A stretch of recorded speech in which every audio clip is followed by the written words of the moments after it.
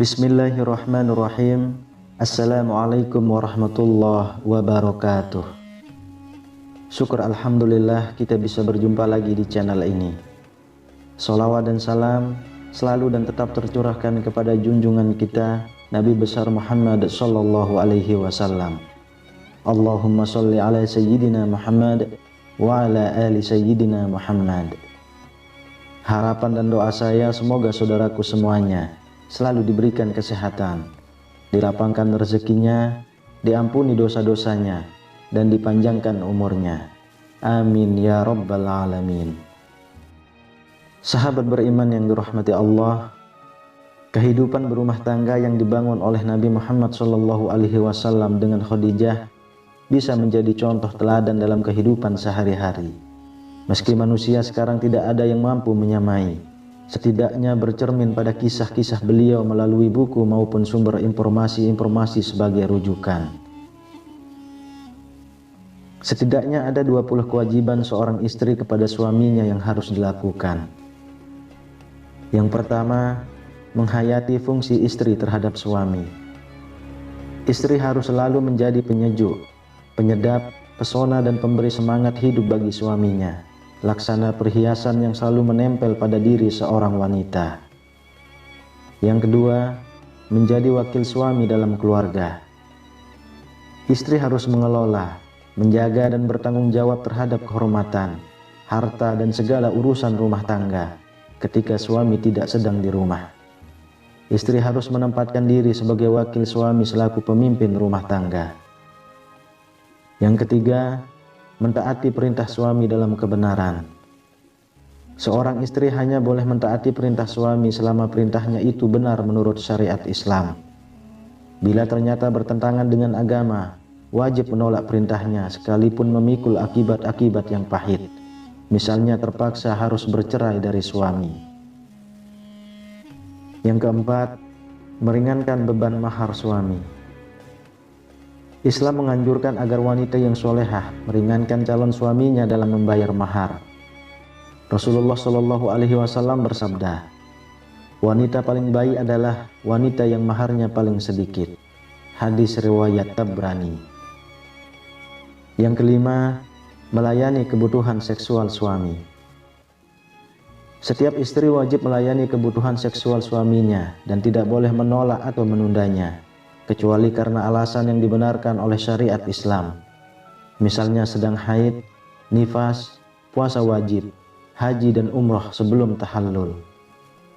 Seorang istri yang tidak mau memenuhi ajakan suaminya untuk bersetubuh tanpa alasan yang dibenarkan oleh Islam, maka ia berdosa dan telah durhaka kepada suaminya. Allah Subhanahu wa ta'ala dan malaikat melaknat sikap istri seperti itu. Yang keenam, meringankan beban belanja suami. Istri tidak boleh memaksa suami untuk memberinya belanja lebih dari kemampuan finansial suaminya. Yang ketujuh, memelihara dan mengasuh anak suami. Karena kewajiban mengasuh anak-anak suami merupakan bagian dari kewajiban istri berbakti kepada suaminya. Yang kedelapan, membantu kehidupan agama suami. Istri adalah orang yang paling bertanggung jawab meluruskan perilaku suami yang tidak sejalan dengan syariat Islam. Yang kesembilan, membantu jihad suami.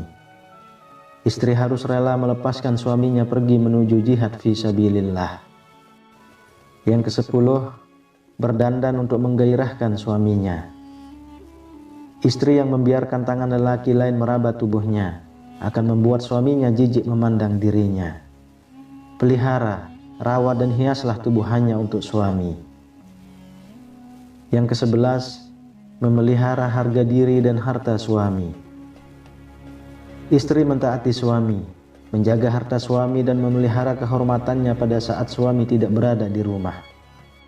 Dalam Quran Surah An-Nisa ayat 34, Allah Subhanahu wa ta'ala berfirman, kaum laki-laki itu adalah pemimpin bagi kaum wanita. Oleh karena Allah telah melebihkan sebagian mereka laki-laki atas sebagian yang lain wanita. Dan karena mereka laki-laki telah menafkahkan sebagian dari harta mereka. Sebab itu maka wanita yang soleh ialah yang taat kepada Allah lagi memelihara diri ketika suaminya tidak ada. Oleh karena Allah telah memelihara mereka, wanita-wanita yang kamu khawatirkan nusyuznya, maka nasihatilah mereka dan pisahkanlah mereka di tempat tidur mereka dan pukullah mereka. Kemudian jika mereka mentaatimu, maka janganlah kamu mencari-cari jalan untuk menyusahkannya. Sesungguhnya Allah Maha Tinggi lagi Maha Besar. Quran Surah An-Nisa ayat 34. 12. Mendahulukan kepentingan suami daripada kepentingan ibu bapaknya sendiri. Begitu seorang wanita telah menikah, maka kiblat ketaatannya pindah kepada suaminya. 13. Mengikuti tempat tinggal suami. Istri memang wajib mengikuti tempat tinggal yang disediakan suaminya. Tetapi apabila lingkungan tempat tinggalnya ternyata merusak akhlak atau tidak aman, baik dari segi bangunan maupun keselamatan badan, maka istri punya hak untuk menolak. Dalam Quran Surah At-Talaq ayat 6, Allah Subhanahu wa Ta'ala berfirman, tempatkanlah mereka di mana kamu bertempat tinggal menurut kemampuan dan janganlah kamu menyusahkan mereka untuk menyempitkan hati mereka. Dan jika mereka, istri-istri yang sudah ditalak itu sedang hamil, maka berikanlah kepada mereka nafkahnya hingga mereka bersalin. Kemudian jika mereka menyusukan anak-anakmu untukmu, maka berikanlah kepada mereka upahnya. Dan musyawarahkanlah di antara kamu segala sesuatu dengan baik. Dan jika kamu menemui kesulitan, maka perempuan lain boleh menyusukan anak itu untuknya. 14. Rela hamil dari benih suami. Wanita yang hamil secara sah memiliki kehormatan dan kedudukan tinggi di sisi Allah Subhanahu wa Ta'ala. Yang ke-15, mengambil harta suami dengan izinnya. Mengambil harta suami seringkali dilakukan oleh istri dengan berbagai alasan. Di antaranya karena uang belanja tidak cukup. Alasan semacam ini memang dibenarkan oleh Rasulullah Shallallahu Alaihi Wasallam selama digunakan untuk mencukupi belanja, bukan untuk kepentingan lain. Sekali lagi perlu ditegaskan bahwa istri tidak boleh mengambil harta suaminya tanpa izinnya, kecuali untuk mencukupi kepentingan belanja secara wajar. 16. Mengeluarkan sedekah dari harta suami harus dengan izinnya. Dari Abu Umamah Al-Bahili, ia berkata, saya mendengar Rasulullah Shallallahu Alaihi Wasallam bersabda, seorang istri tidak boleh mengeluarkan sedekah dari rumahnya tanpa izin suaminya. Para sahabat bertanya, wahai Rasulullah, bagaimana dengan makanan? Rasul bersabda, makanan itu adalah harta kita yang sebaik-baiknya. Hadis riwayat Ibnu Majah. 17. Keluar rumah harus minta izin suami. Dalam sebuah hadis Nabi Shallallahu Alaihi Wasallam bersabda, siapa saja istri yang keluar dari rumahnya tanpa izin suaminya, maka ia berada dalam murka Allah sampai ia pulang, atau suaminya merelakannya. Hadis riwayat Khatib dari Anas. 18. Tidak merusak kepemimpinan suami. Dalam Quran Surah An-Nisa ayat 34, Allah Subhanahu wa Ta'ala berfirman, kaum laki-laki itu adalah pemimpin bagi kaum wanita. Oleh karena Allah telah melebihkan sebagian mereka laki-laki atas sebagian yang lain wanita. Dan karena mereka laki-laki telah menafkahkan sebagian dari harta mereka. Sebab itu, maka wanita yang soleh ialah yang taat kepada Allah lagi memelihara diri. Allah telah menegaskan bahwa yang menjadi kepala, pemimpin adalah kaum laki-laki. Diriwayatkan sebuah hadis dari Abu Bakrah, Nabi Shallallahu Alaihi Wasallam bersabda, binasalah kaum laki-laki yang mentaati para wanitanya. Hadis riwayat Ahmad dan At-Tabrani. Yang ke-19, selalu lembut dalam memandang suami.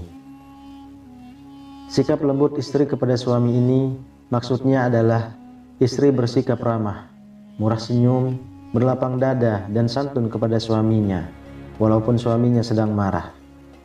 Sikap lembut ini besar peranannya dalam meluruskan tingkah laku suami yang salah. Kemudian yang ke-20, menemani suami makan sampai selesai. Nabi Muhammad SAW memberi tuntunan begitu praktis, mudah dikerjakan. Temanilah suami-suami Anda untuk makan, baik makan siang maupun makan malam. Bukankah justru seorang istri lebih pas menemani suami makan minum di rumah, sehingga keluarga tumbuh menjadi harmonis? Sahabat beriman yang dirahmati Allah, itulah 20 tanggung jawab istri terhadap suami dalam Islam. Semoga para istri yang mendengarkan video ini termasuk istri-istri yang solehah dan bisa istiqomah menjalankan tanggung jawabnya dalam rumah tangga. Amin ya rabbal alamin. Wallahu a'lam bishawab. Demikian yang bisa saya bagikan, semoga bermanfaat untuk kita semua. Assalamualaikum warahmatullahi wabarakatuh.